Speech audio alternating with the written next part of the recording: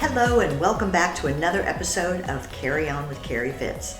I'm Carrie Fitz, owner and broker of Carrie Fitz Real Estate in Tuscaloosa, Pensacola, and now Fairhope. On today's podcast, we're going to be busting a real estate myth. You may often hear rules or common misconceptions when buying a home, and today we're going to go through the common misconception of you need 20% down to buy a home. So let's dive in.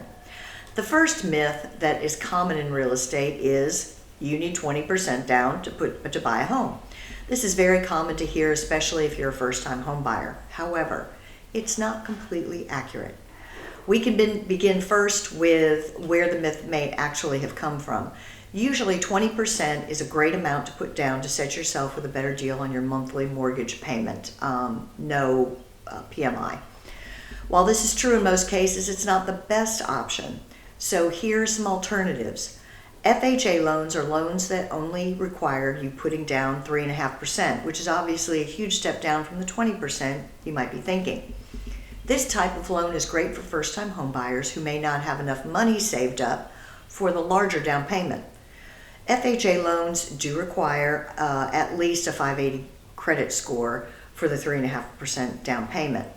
The next loan that can help with smaller down payments is a conventional loan. The minimum down payment with a conventional loan, they typically say, is 3%. It does require a 620 credit score or better. Have I have seen conventional loans with zero down, so please build a relationship with a good lender.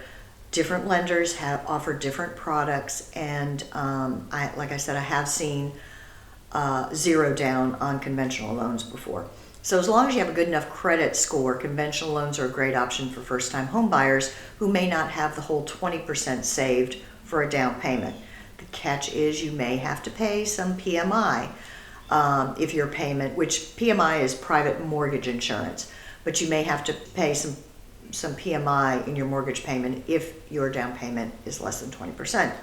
This means that you would pay a monthly premium or PMI along with it's in your mortgage payment. But it does make your mortgage payment a little bit higher. So since first-time home buyers may be uninformed about these loans, it is important as the agent to educate them about their options. Now, we're not turning into lenders. We're trying to stay in our lane.